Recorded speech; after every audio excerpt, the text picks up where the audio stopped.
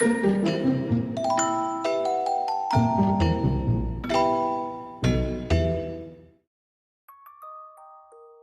had been a few weeks now since you've entered the strange and wacky world of the Amazing Digital Circus. To everyone's surprise, you were adjusting to your new life quite well.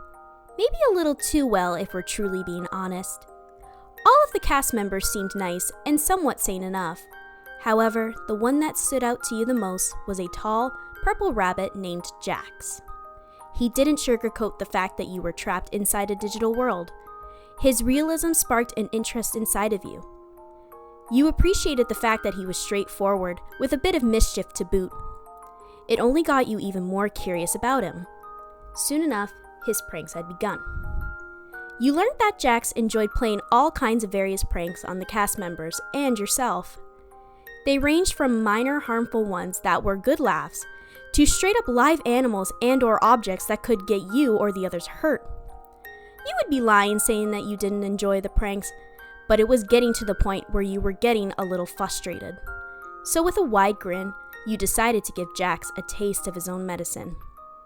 For days, you and Jax went back and forth at each other with all kinds of pranks. The displeasure slowly turned into admiration, which then led to enjoyment and connection. That's right, it had turned into a fun, epic prank war, and sparked an unlikely friendship between the two of you. For you, the feelings of friendship began to shift into something more. And being as stubborn as you are, you did your best to deny these feelings. However, at times you did wonder if Jax would ever feel the same towards you. One day, after a long, exhausting adventure, no thanks to Kane, everyone was so tired that they all agreed to turn in for the night. You followed suit and began walking down the corridors. Jax followed beside you, talking for a bit, until you both reached his room. You wished him a good night before heading to your room. Arriving at your door, you opened it and walked in with a big yawn. You smiled at your bed, seeing how cozy it looked. As you were about to jump in, you heard a knock at your door. Curious, you decided to see who it was. Once you opened the door, you were treated to a hilarious sight. It was Jax, soaking wet and looking very displeased. You tried to hold back your laugh as much as you could, but the more you stared at him, the more it began to slip. Ha ha, you're so funny. Good one. By the way, putting a big water balloon above my bed and triggering the needle to poke it the moment I lay on it, real nice. Jax said in a sarcastic and annoyed tone. The way he spoke only made you want to laugh even more.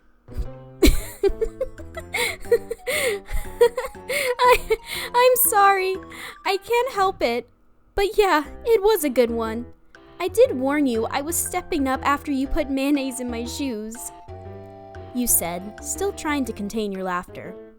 Jax shrugged his shoulders. Fair enough. He muttered, sounding pretty tired. The look on his face made your amused expression shift to guilt, as you knew he was tired and you felt bad about this prank happening at the worst time. With a sigh, you decided to swallow your pride. Listen, I'm sorry this happened, especially now. I will let you sleep here for the night and let you use my bed, you said with a hint of compassion in your tone. Jax gave you a grin. Oh, good. I planned on asking you anyways. I was ready to fight you on the matter if needed, but you made this much easier.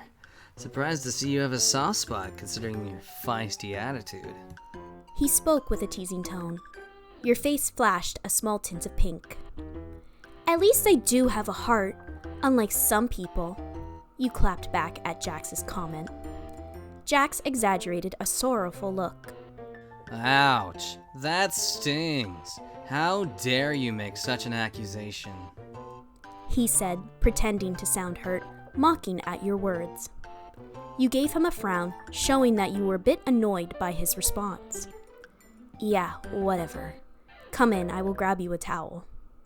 Cool, thanks. Jax said as he entered your room and closed the door behind him. Walking back to one of your dressers, you look through and pull out a towel. You walk back over to Jax and handed it to him. He takes it and begins to dry himself with it. Glancing over at him, you notice that his fur started to fuzz up from the towel, giving him a slight disheveled look. The sight made your heart skip a little beat, and you kept trying to deny how attractive it made him look. Thankfully, his sigh of relief awakened you from your little haze, allowing you to finish collecting not only your things, but your thoughts as well. Jax noticed this and raised an eyebrow in confusion. It was only when you were heading towards the door that he decided to speak up. Hey, where are you going? He wondered. You turned back to answer. I'm going to see if Ragatha or Pomni will let me crash in their room for the night. You responded with a direct tone, with a mix of confusion as you wondered why Jax asked such a question. Now hold on there. I never said anything about you leaving. I mean, it is your room. I wasn't planning on kicking you out. Jax explained, and sounding a bit genuine? His tone threw you off for a moment. Where do you expect me to sleep? I don't have a sofa or sleeping bag. Plus, I am too tired to go wandering around the circus to try and find one. You told him, while sounding a bit irritated due to your fatigued state. Jax then gestured smoothly over at your bed with a grin on his face. Why, right here, of course. Your bed's big enough for two. He said with confidence. Your body suddenly tenses up as you felt your heart drop into your stomach. Your face turns a bright shade of red and you look flabbergasted. Completely taken aback, you couldn't find your voice. All that you mustered up were nothing but lip quivers and nervous stutters. After a moment of shock, you cleared your throat and took a deep breath, in the hopes that you collected yourself in time before Jax could process what he saw. You can't be serious, you said in a low voice. Jax's grin from before turned a bit smug. Oh, but I am. He was going to continue with a smart-ass remark, or even a little tease, but then he let out a sigh. If you're worried about me touching you, don't worry. I won't. You aren't really my type anyways. He spoke in a low, almost displeasing tone. Hearing him say that made your heart sink, and a pain in your chest began to linger. It was like you heard the windows of opportunity had shattered. Is this what Jax really thinks of you? Nothing more than just some frenemy to play a prank war with. With that confirmation in mind, you decided to change your response. Fine. If you promise that, then we should be good. You spoke with a hint of spite in your tone. You angrily walk over to your bed, drop your things beside it, crawl to the other side, and lay down with your back facing Jax. Unsure about the sudden change in your attitude, Jax is left puzzled. However, he does his best to brush it off and follows you into your bed. The two of you lay far apart and are back to back, barely giving each other a glance or even mutter a single word. As you were trying to drift off to sleep, you suddenly felt cold. Your body began to shiver as you realized the extra blanket that you slept with was on the floor, with the rest of your stuff. Not wanting to lean over or even ask Jax for help, you were stuck, laying there to freeze. Not long, Jax took notice of the strange vibrations in the bed. He glanced over and saw that you were shivering aggressively. Jeez, you're shaking like a leaf. You cold? He muttered, sounding a bit concerned.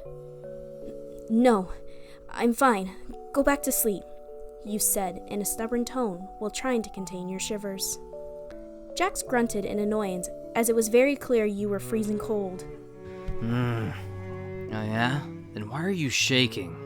You let out a small hiss, clearly bothered by his question. Don't worry about it. I'm fine, Jax, you muttered. Answer the question if you're fine.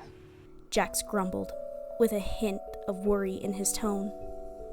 You clamped up as you both knew that whatever excuse you would spill, none of you would buy it.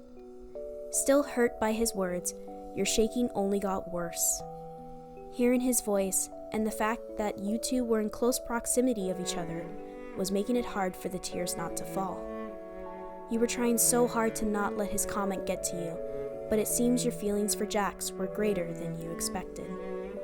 Knowing this now, you were gonna be in for a very long night. However, without warning, a pair of arms wrapped around you and pulled you closer. Your eyes widened in surprise. I gotcha.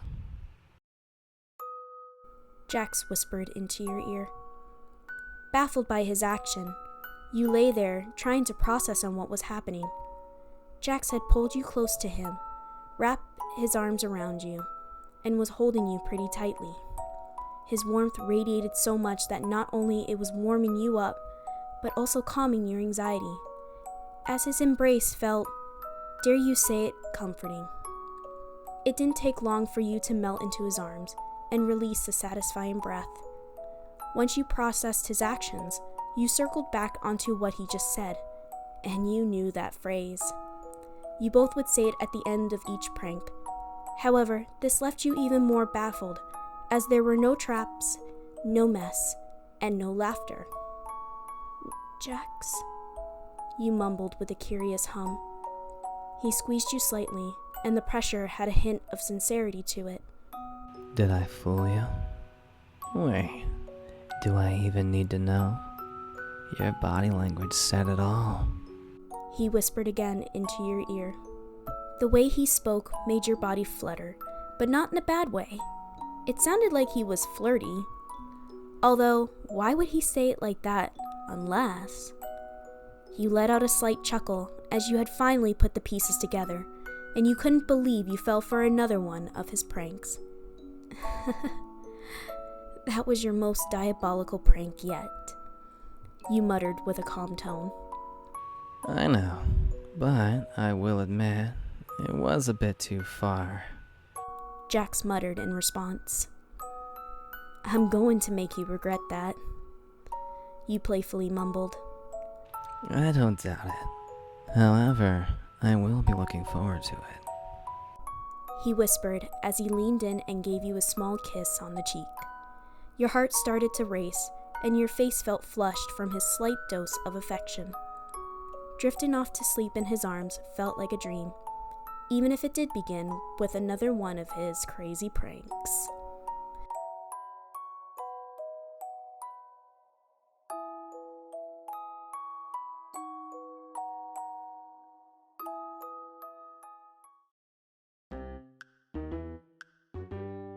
Hi, my name's ClericalHeretic. I voice the Bunny Boy in this here audio novel that you just listened to. If you want to hear more of my voice, one, why, but two, come on down to my channel where I do a lot of gaming and not a lot of anything else. Hope to see you there soon. Also, thanks for having me on Bride of Cypher. This was really fun. Bye.